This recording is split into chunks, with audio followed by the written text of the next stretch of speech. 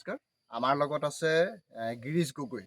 আমি বৰ্তমান উপস্থিত আছোঁ লখিমপুৰ জিলাৰ ধলপুৰ জোৰহতীয়া গাঁৱৰ আৰু দাধৰা গাঁৱৰ মাজত আমগুৰি বুলিও কয় এডোখৰ, আৰু তাতে আমাৰ সন্মানীয় গিৰীশ গগৈ ডাঙৰীয়াৰ ঘৰত এই যিটো আহোম ৰজাৰ দিনত যিটো পানী খাবলৈ যিটো ব্যৱহাৰ কৰা এটা পাটনাট, সেই পাটনাটটো তেখেতৰ বাৰীতে আছিলে। তো আমি গম পোৱাৰ পাছত বহুদিন এনেধৰণে থাকিলে, আৰু এতিয়া আমি ইয়াক আমি ব্যক্তিগতভাৱে ইয়াৰ সংৰক্ষণৰ ব্যৱস্থাটো আমি লৈছোঁ আৰু পৰিয়ালবৰ্গই আমাক অনুমতি দিছে। এই পাটনাটটো প্ৰথমৰ পৰা আজিলৈকে বা তেখেতলোকে এই বাৰীলৈ অহাৰ পৰা বা তেখেতলোকে প্ৰথম দেখাৰ পৰা কেনেধৰণে কি আছিলে তেখেতৰ মুখেৰে আমি জানিব বিচাৰিছোঁ। এইটো আপুনি কৈ দিয়ক। এইটো নমস্কাৰ। এইটো 1982 চনত মই এই বাৰীখনলৈ আহিছিলোঁ। আহোঁতে তেতিয়া ইয়াৰ মাটিৰ পৰা প্ৰায় 2 ফুট মানে ওখ আছিলে। 2 ফুট ওখ আছিলে। 2 ফুট ওখ আছিলে। ওখ আছিলে মানে খাপৰি ইটা আছিলে। তাৰপৰা এইটো মানে দ মানে বহুত আছিলে, এডাল বাঁহ গোটেই পাতে সোমাই যায়। মানে আপুনি নিজেই দিছিলোঁ। হয়, পাইছিলোঁ। তাৰমানে তাত সাপ পৰে, কিবা পৰে, তাৰপিছত এই মানে বাঁহডাল সোমাই দিওঁ, গোটেইডাল সোমাই যায়, ইমানেই দ।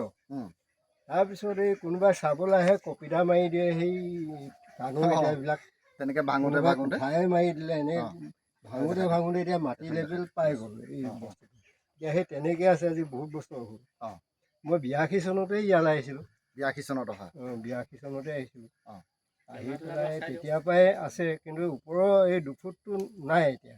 এতিয়া ভাগিলে মানে যিয়ে তিয়ে তাৰমানে আহে, কপিদা মাৰি ভাঙে, কিবা কৰে, চাই তাৰমানে এইটো কি বস্তু বুলি। এইটো খাপৰি ইটা আছিলে, জইন, গোটেই জইন, তললৈকে জইন আছে।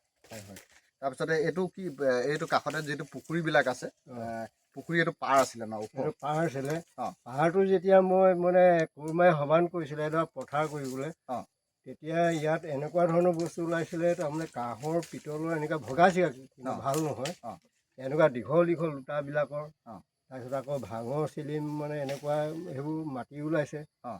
তাৰপিছত কাঁহৰ হেৰি, মানে এইটো কি হেৰি কাঁহী, বান কাঁহী যে এনে খুৰা লগা তাৰমানে টুকুৰা পাইছোঁ, ফটা চিটা। এই তেনেকৈ কৰি পেলাই প্ৰায় 40 কেজিমান 3 টকাৰ দৰত সেই 82 চনতে বেচিছোঁ। 40 কেজিমান? 40 কেজি 3 টকাকৈ কেজি? 3 টকা কেজি সেই 82 চনতে বেচিছিলোঁ। ভগা চিগা।